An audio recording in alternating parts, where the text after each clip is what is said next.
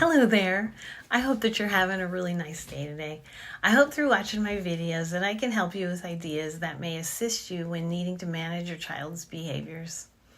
In my last video, I mentioned receptive communication and narration during activities. In case you're not familiar with these topics, I'd like to share some more information about them. Receptive communication relates to the ability to understand spoken and written messages. It can be known as listening comprehension and vocabulary.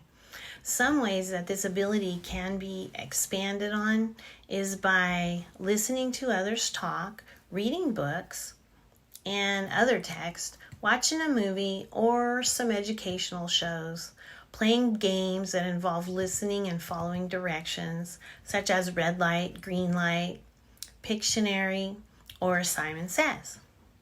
Narration is when you are describing what is happening in the moment.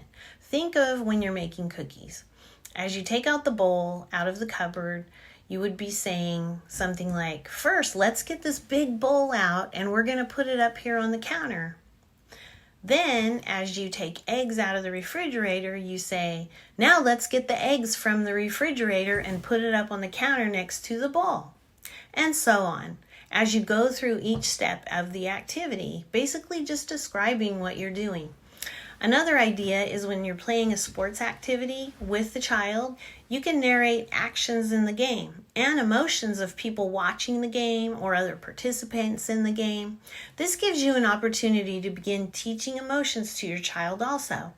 When you're doing this, even if they have verbal skills, keep narrating without expecting responses from them. They will be learning about what you are doing and teaching them in the moment. They're getting to hear it, plus they're getting to see the action. In my next video, we'll get back to focusing on building the relationships. All right, thank you everybody, and I look forward to being on here with you again soon. All right, take care.